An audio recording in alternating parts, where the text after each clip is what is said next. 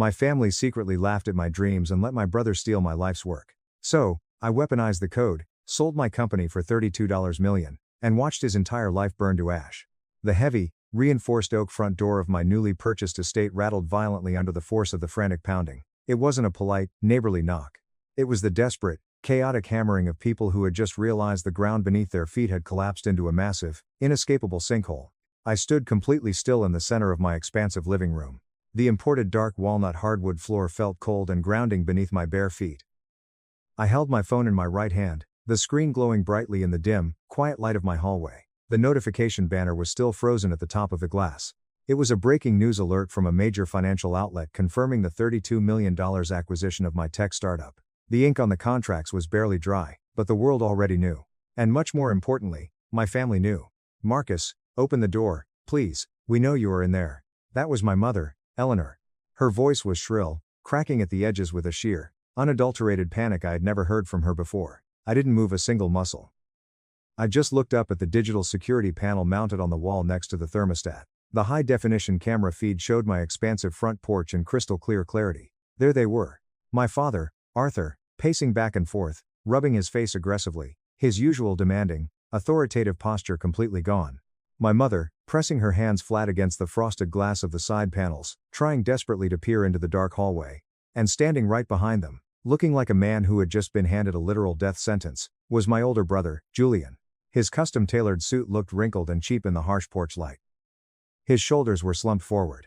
The arrogant, untouchable smirk that usually lived permanently on his face had been completely wiped away, replaced by a pale, sickening dread that made him look 15 years older. They were screaming for me to open up. They wanted to talk. They wanted to make things right. They wanted to act like we were a loving, supportive family again. But I just stood there watching the silent video feed, feeling absolutely nothing for the people on the other side of that door. I didn't feel anger anymore. I didn't feel sadness. I didn't feel the crushing weight of betrayal that used to keep me awake at night. I just felt a cold, hard, beautiful clarity. Growing up, I was always the invisible one. Julian was the golden child. He was the high school star athlete, the Ivy League graduate, the corporate prodigy. I was the quiet kid who liked to take radios apart in the garage. My parents worshipped success, but they only recognized success if it came in a tailored suit and a massive corporate salary. To them, my engineering degree from a state school was just a backup plan. I was the family disappointment.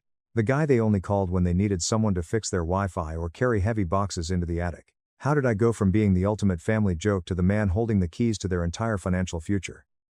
How did a small piece of plastic and a circuit board turn the golden child of the family into a desperate beggar on my porch? It didn't happen overnight. It was a brutal war of attrition fought in the shadows of corporate strategy and family toxicity. I reached out and pressed the button to mute the microphone on the security camera. I wasn't going to let them in. Not today. Not tomorrow. Maybe not ever. Because some bridges don't just burn on their own. Sometimes you have to pack them with dynamite and blow them to pieces yourself to ensure nobody can ever cross back over to hurt you again. I turned my back on the front door, walked into my massive kitchen, and poured myself a glass of ice water. To understand why I left my own flesh and blood standing out in the freezing cold, you have to understand what happened 2 years ago when I actually thought I was finally going to make them proud. The dining room in my old, cramped apartment was suffocatingly warm. The radiator in that cheap building always ran too hot in November. I had spent 3 hours deep cleaning the place, roasting a beef tenderloin with garlic and rosemary, and setting the small table with the only decent plates I owned. I wanted everything to be perfect. For nearly 2 years, I had been working in absolute secrecy on a project that I truly believed was going to change my life. It was a smart collar and home monitoring system designed to detect early signs of severe distress in pets. It monitored subtle temperature drops, heart rate anomalies, and hydration levels, catching issues long before a human owner would ever notice something was wrong. It wasn't a flashy social media app, but it worked, and it had the potential to save lives. My family sat around the table, their voices blending into a loud, chaotic noise that always made my head throb. Julian was holding court as usual. He had just gotten a massive promotion to Director of Strategy at Meridian Corp, a major corporate firm downtown. He sat at the head of my table, swirling a glass of expensive red wine he had brought, looking incredibly pleased with himself. My dad, Arthur, was nodding along to every single word Julian said, his face glowing with absolute, unfiltered pride. My mother, Eleanor, smiled and patted Julian's arm, treating him like royalty. Thomas, an old family friend who was practically an uncle to us, chimed in loudly. He was currently going through a bitter divorce, and he spent 20 solid minutes complaining about his lawyer and his ex-wife. The energy in the room was highly toxic. I took a deep breath, wiping my sweaty palms on my jeans. I stood up from my chair, trying to project my voice over the endless chatter. I told them I had something important to show them before dessert. The conversation slowly died down. 4 pairs of eyes turned to me, looking more annoyed by the interruption than curious. I walked over to the kitchen counter where my prototype sat hidden beneath a clean white cloth. I pulled the cloth away, revealing the sleek black collar and the small base station. I explained the concept. I talked about the sensor technology, the early warning algorithms, and how it could prevent sudden pet emergencies. I spoke straight from the heart, explaining how I had drained the absolute last of my old college fund just to buy the raw materials. Silence hung over the table when I finished. I looked at my dad, praying for just a single nod of approval. He just looked confused and slightly embarrassed for me. I looked at my mom. She was staring down at her wine glass, refusing to make eye contact. Then, from the head of the table, came a sharp, sudden sound. It was a snort. I looked at Julian. He was leaning back in his chair, his arms crossed over his chest. That familiar, condescending smirk was plastered across his face. "That gadget of yours is a joke," Julian said, his voice dripping with absolute certainty. "Nobody is buying it. You are better off sticking with your regular job, little brother. Let the real engineers handle the tech world." I felt the blood rush to my face. I opened my mouth to defend the data, but before I could get a single word out, Thomas let out a loud, raspy chuckle. Then my dad started laughing. It was a booming, chesty laugh that filled the small room. My mom covered her mouth, giggling softly. Within seconds, the whole family burst into laughter. It wasn't polite, uncomfortable laughter. It was the carefree, booming laughter of people who genuinely found my ambitions hilarious. They looked at me like I was a toddler holding up a macaroni painting. My jaw clenched so hard my teeth ached. I didn't yell. I just stood there gripping the edge of the counter, feeling the humiliation burn into my skin like a branding iron. The boy who wanted their approval died on the spot. Later that night, as they were leaving, I took the trash out to the alley. I stopped in the shadows when I heard voices near Thomas's new Porsche. I just feel bad for him. My mother's voice drifted over the cool night air. He tries so hard, but he is just not realistic. I wish he would just settle down and find a normal job. Mom, you indulge him way too much, Julian replied, sneering. If you do not tell him the truth, who will? That collar thing is garbage. He is embarrassing himself. The kid is a dreamer, Eleanor, Thomas laughed. Just do not let him ask you for a loan when he goes flat broke. I know, my mother sighed. Maybe if we ignore it, he will give it up. I stood perfectly still in the darkness, my fingers digging into the plastic trash bags until my knuckles turned bright white. My own mother had just completely written me off to protect the massive ego of her golden child. I walked back inside, locked the door, and leaned against it. If I wanted a seat at the table, I had to build my own table, and I had to make sure they could never afford to sit at it. I grabbed my phone and called Elias, a brilliant, intensely logical software engineer from my university days. We partnered up. For the next 2 months, my life ceased to exist outside of that apartment. We hired a local dog walker named Toby to manage the physical distribution of the collars for our beta test. I paid him a small stipend. I trusted him. That was my first massive mistake. Update 1. Update 1. It was a Tuesday night, raining hard outside my apartment window. The testing phase was in its 7th grueling week. I was reviewing the user logs when I noticed a bizarre anomaly on the back-end server. The data traffic spike wasn't coming from the dog collars. Someone was aggressively downloading massive packets of data. They were taking our proprietary biosensor algorithms, the raw hardware schematics, and the complete user testing results. My blood ran completely cold. I locked down the administrative access, and began tracing the IP address. Elias, get over here, I barked. He jogged over, dropping his cold pizza. Someone just cloned our entire development folder. All the schematics. It's all gone. This wasn't a brute force attack. Someone used Toby the dog walker's authorized credential. I ran a trace route on the IP address. It bounced through 2 proxy servers, but the final destination IP was not masked well enough. When the name of the company popped up on the screen, the breath completely vanished from my lungs. It read, Meridian Corp, the corporate firm, where my brother Julian was the director of strategy. This wasn't just a random corporate theft. It was a calculated assassination attempt from inside my own family. Julian hadn't just mocked me, he had recognized the financial value of the idea, decided I was too incompetent to pull it off, and paid Toby to act as a mole so he could steal it. We need to call the police, Elias urged, pacing the room. We can sue Meridian for corporate espionage. No, I said, a cold, sharp smile forming on my face. If I call a lawyer, Julian will just tie me up in litigation for years until I go bankrupt. We are going to let him steal it. Sit down, Elias. We have some fake code to write. We spent the next 12 hours crafting an absolute masterpiece of sabotage. Elias altered the core temperature algorithm. Buried deep within the logic sequence was a fatal error. When the ambient temperature of the collar reached 85 degrees, the sensor would invert the data. It would tell the base station that the dog was freezing to death, triggering massive cascading hardware failures. I went into the hardware schematics and altered the voltage pathways. On paper, it looked brilliant. In reality, if anyone built a physical prototype using those specs, the lithium battery would overheat and melt the plastic casing within 20 minutes. It was a literal fire hazard. We placed the poison files into a folder labeled Times Final, Prototype, Master Times and left it out in the open. By midnight, Julian's mole downloaded the bait. A few days later, a courier delivered a formal invitation printed on thick cream cardstock. It was from Sterling, the CEO of Zenith Ventures, one of the most prestigious venture capital firms in Austin, Texas. We were invited to present our system at a private technology showcase on Friday. This was the door to the big leagues. Then, my mother called, demanding I attend Thomas's 50th birthday party that exact same Friday. When I refused, my father got on the phone, screaming that I was embarrassing the family and needed to support Julian, who was bringing his new VP to the party. I told my father I didn't care about Thomas or Julian, hung up, and blocked their numbers. I had officially declared war. We landed in Austin on Thursday. We stayed in a cheap, terrible motel. That night, disaster struck.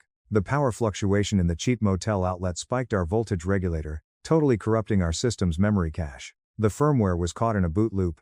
We had 14 hours until the biggest pitch of our lives, and our only working prototype was dead. Cut the sleep tracking. Cut the hydration metrics. Con.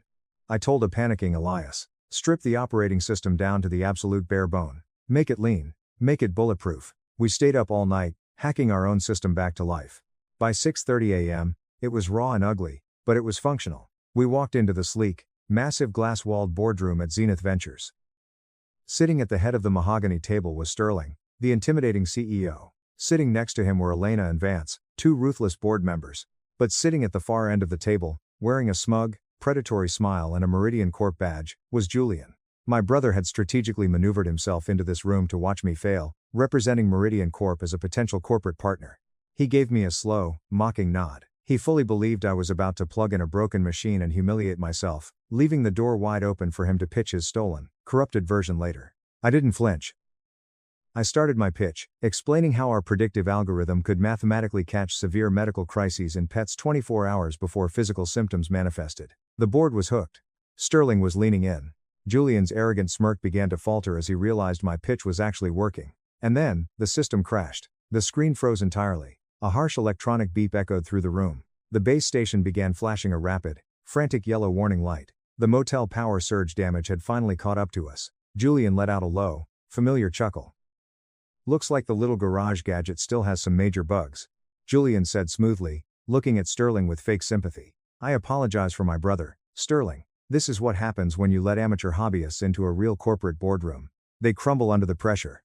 I didn't panic. I stepped away from the podium and looked directly at Sterling. Technology fails, servers crash, but the true value of a medical system is not found in its perfection. It is found in its recovery. I reached behind the monitor, bypassed the frozen interface, jammed a small USB override drive into the port, and hit the manual physical reboot switch.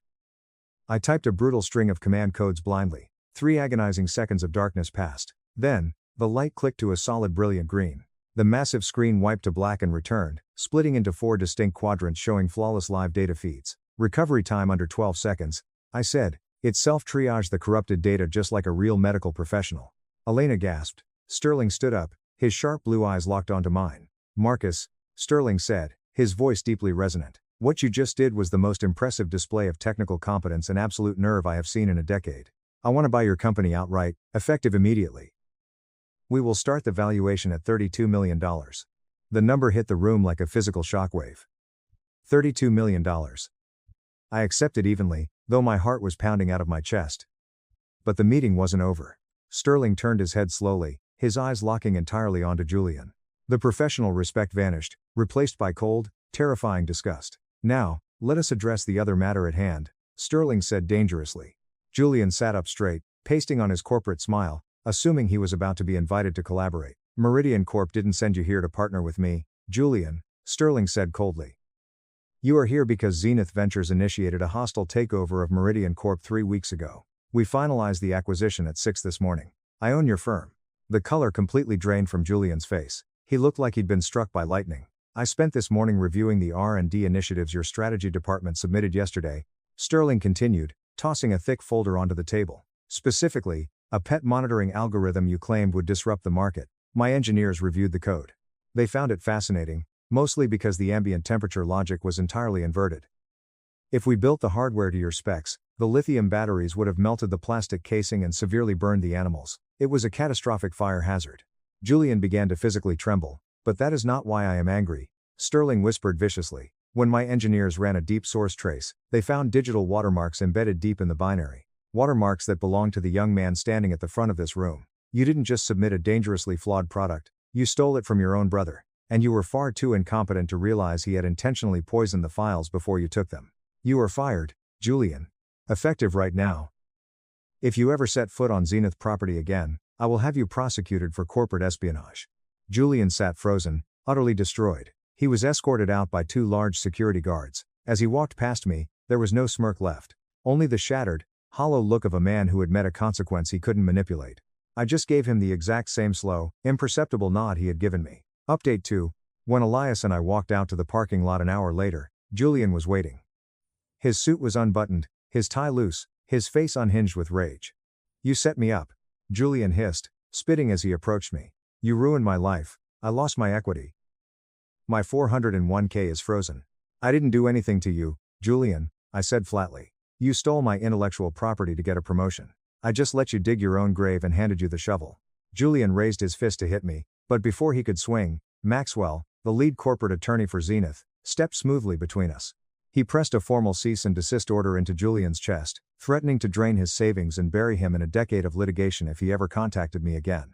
Julian crumpled the paper, completely defeated, and walked away. The fallout didn't stop there. While we were flying home, Julian's executive assistant, Chloe, was tasked with boxing up his office. She found the thumb drive Julian used to transfer the stolen files. But she also found a video on it, a video Julian had secretly recorded under the table during that fateful family dinner 2 years ago, capturing my humiliation and their cruel laughter. He kept it as a trophy. Chloe saw the acquisition memo, realized what Julian had done, and emailed the video to the entire Meridian corporate directory with the subject line, "The real Julian." By the time I landed, the video was viral in the industry. Julian was professionally annihilated, completely blacklisted from the tech sector. 3 peaceful weeks passed. The $32 million hit my bank account. I bought a secluded, modern estate with heavy reinforced doors. The media embargo lifted, and my face was plastered all over financial news. Suddenly, my phone blew up. Fake congratulatory texts from Thomas, from cousins, from people who had laughed at me. I deleted them all. Then, the doorbell rang. I checked the security feed. It was Arthur, Eleanor, and Julian, standing on my porch, begging me to open the door. Julian looked like a hollow shell. I walked to the door, didn't unlock it, and pressed the intercom button. "What do you want?" I asked. "Marcus, please," Julian begged, his voice trembling. "I am ruined. I can't find a job. I'm going to lose my house next month." "You have $32 million. You could drop a fraction of that and save me." "You are a thief who got caught," I replied coldly. "I am not paying your gambling debts." "Marcus, stop it," my mother screamed, tears streaming down her face. "He made a mistake. He was under pressure. You can't abandon him." "He didn't make a mistake, Mom," I fired back. "He made a calculated decision to destroy me, and you let him." My father looked genuinely confused. "Eleanor, what does he mean?" "Tell him, Mom," I said through the speaker. "Tell Dad what you knew." My mother sobbed, her face twisting in desperate, ugly justification. "Preston had a real career. You were just playing with toys." "Marcus, I thought if Julian took the idea to a real company, it would actually become something. I was trying to protect the family's reputation." There it was. She stayed quiet because she fundamentally believed Julian was superior to me. She was willing to let me be robbed and destroyed as long as her golden child succeeded. My father dropped her arm, looking at her like she was a monster. I felt a profound, chilling sense of absolute peace. "Julian," I said through the camera. "Look at the lens. I want you to repeat exactly what you said at the dinner table. Word for word. Or I call the police for trespassing." 1. Julian closed his eyes, his shoulders shaking violently. I said, "That gadget of yours is a joke," he whispered brokenly. I said, "Nobody is buying it." I said, "You are better off sticking with your regular job." "And were you right?" I asked. "No," Julian choked out. "I was wrong. I was so wrong." "Yes, you were," I said. I reached out and flipped the switch on the intercom. The microphone went dead.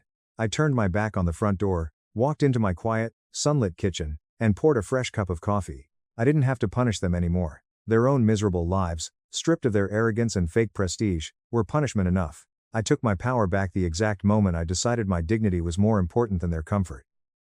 And I will never, ever apologize for protecting the life I built. Top comments. User 1. This is the most beautiful execution of corporate sabotage I have ever read. You didn't even have to fight him, you literally just let his own arrogance and incompetence set his career on fire. The lithium battery trap was pure genius.